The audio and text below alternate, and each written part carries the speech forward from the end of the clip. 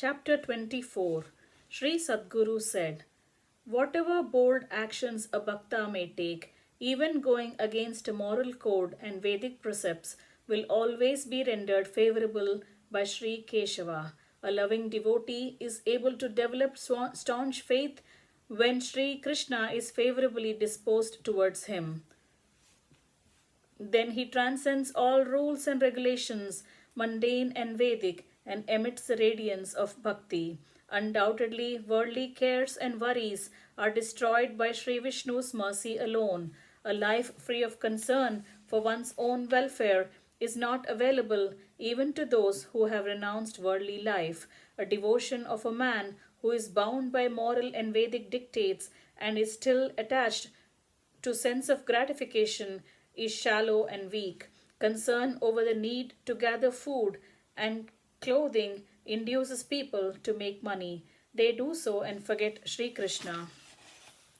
He is an ordinary bhakta who is engaged in worldly life and spends his leisure time in worshipping Sri Krishna. He alone is a great Bhagavottama who devotes his life to meditate on Bhagavan and to engage in other spiritual pursuits. When he finds a short interval, he attends to other duties. There was a Bhagavata named Madana Mohana who was detached from sense pleasures.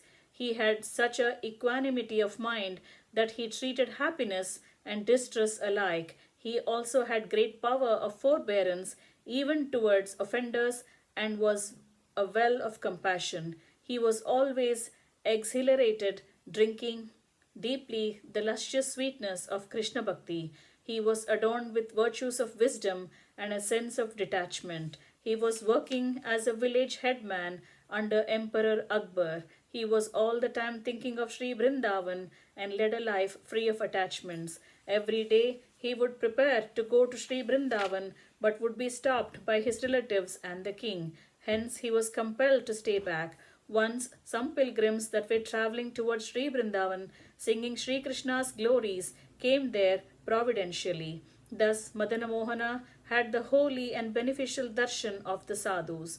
When he listened to their songs in praise of Sri Krishna, he became totally enlivened and experiencing an upsurge of loving devotion in his heart. For 3 months he hosted those Bhagavatas at his house. He attended to their needs and made them quite comfortable, very boldly using all the wealth that was earmarked for royal treasury. When the Vaishnavas started to leave, all the resources on hand were exhausted. Then he became fearful and ran to Brindavan swiftly. Thus, after Madana had left for Brindavan, afraid of king's anger and possible royal punishment, his envious relatives informed the king of all that had happened. That Mughal king Akbar always held the devotees in high esteem and was very fond of honoring them. He recollected the virtues of Madana Mohana and did not get angry at all. He thought that great devotee of Sri Krishna stayed here only because he was obeying my orders. Now, getting a suitable opportunity, he had freed himself and has gone to Brindavan. Oh, that noble man did not understand my feelings. He had unnecessarily got agitated. I would bring him back now and explain to him. Deciding thus, Akbar wrote a very warm letter. Handing it to the messenger, he sent them to Brindavan. They arrived at Brindavan and met Madana Mohana. Handing over the letter, they conveyed the king's message to him. The devotee Madana Mohana had taken refuge in Lord Rajagopala, who is the savior of the devotees. He very boldly and majestically said as follows. Madana Mohana said, "I am not staying here as I am afraid of the king.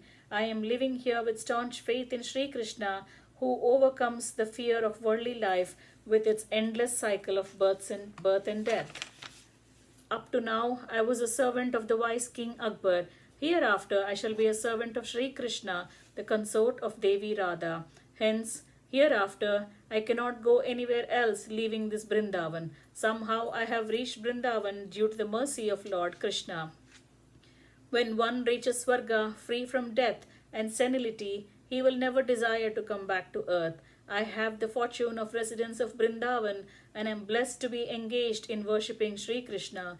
I do not care for Vaikunta or residence in Swarga, or even the high position of Brahma.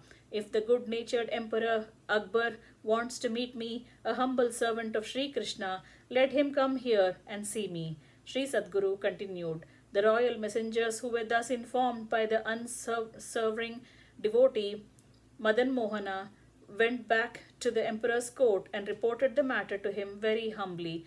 When Akbar received the reply, he was surprised over the courage of the great devotee Madana Mohana and shed tears of joy. When Emperor Akbar was always in favor of devotees and was their well wisher, he never offended or ill treated the devotees.